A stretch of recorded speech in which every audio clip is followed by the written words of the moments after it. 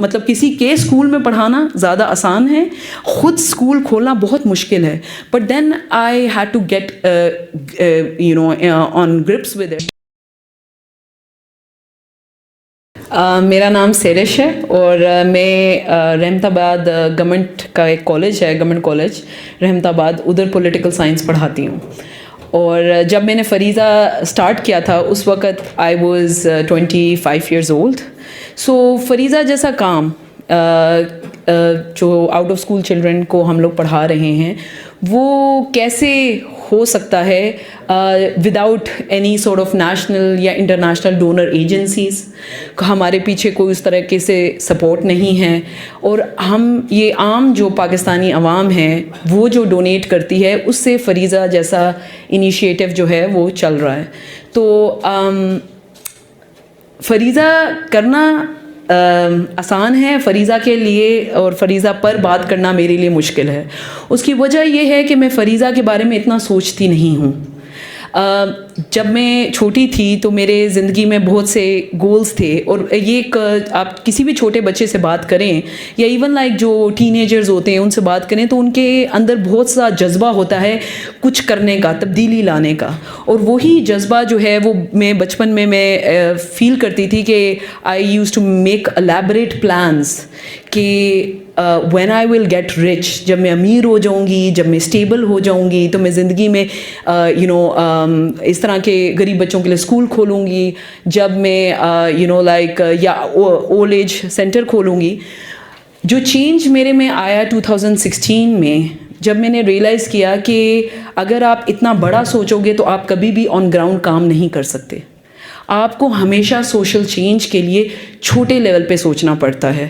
اور آج اس لیے اگر میں سوچوں کہ اب ہم, جب یہ ویڈیو ریکارڈ ہوئی تھی یہ اپریل کا مہینہ تھا, اس وقت فریضہ کے پاس 220 اسٹوڈنٹس تھے, اور آج فریضہ کے پاس جب کہ ہارڈلی نومبر کا مہینہ اسٹارٹ ہوا ہے, after few months we have around 500 students and we have 2 campuses.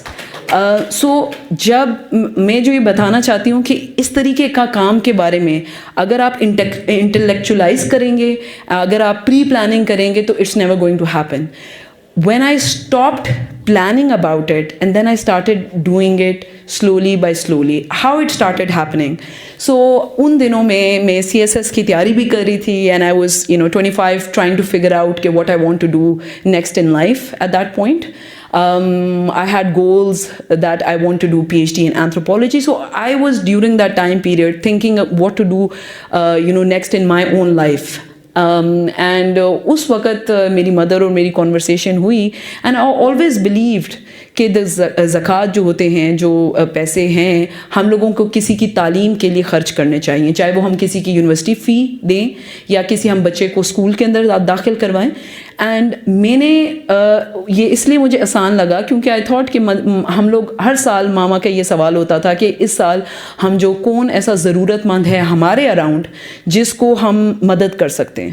And میں نے ماں کو کہا کہ یہ جو ہمارے گھروں میں خاتون کام کرنے آتی ہیں ہم ان کے بچوں کو کیوں نہیں تعلیم دیتے.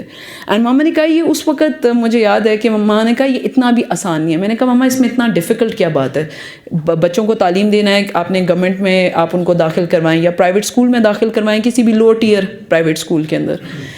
اینڈ اور اللہ کی کرنی یہ ہوئی کہ اگلے دن ہی جو ماما نے نئی گھر میں ملازمہ رکھی اس کے 3 بچے ہمارے ٹیرس پہ کھیل رہے تھے.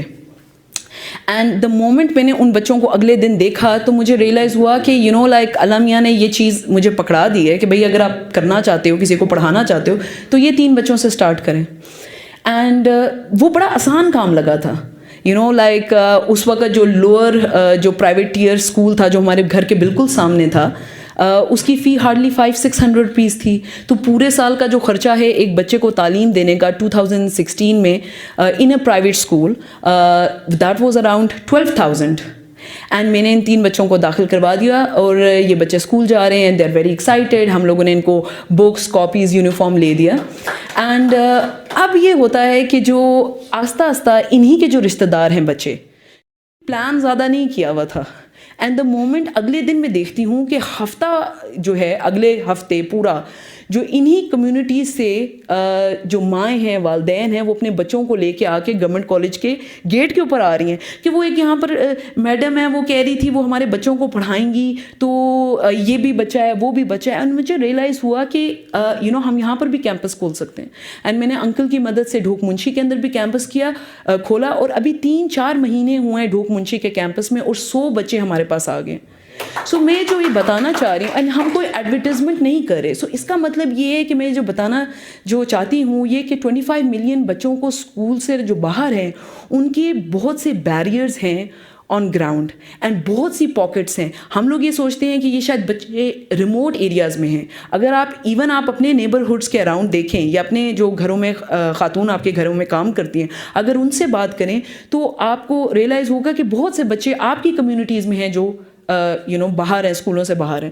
تو اب ہم کیا کر سکتے ہیں یہ مطلب کیسے ہو سکتا ہے. دیکھیں جس بلیف کے اوپر میں نے یہ سٹارٹ کیا تھا اور مجھے لگتا تھا کہ میری دوستیں اور میرے فیملیز اینڈ ہمارے ایکسٹینڈیڈ فیملی سرکل جو ہے اور فرینڈ سرکل ہے وہ ہیلپ کرے گا, وہ یہ کہ جو جذبہ میرے میں تھا مجھے پتا ہے کہ ہر شخص میں پاکستانی جو قوم ہے اس میں ہے. اگر وہ فزیکلی خود نہیں کر سکتے تو they would be willing to donate. And جب میں نے آپ کو بتایا تھا کہ 2016 میں صرف 12,000 پورے سال کا تھا تو میں نے سوچا کہ 1,000 میری تو دوستیں کنٹریبیوٹ کر سکتی ہیں. And I started assigning 1 child to a friend کہ more student started coming in کہ آپ بھائی ہمارے بچوں کو بھی ادھر اسکول میں پڑھائیں.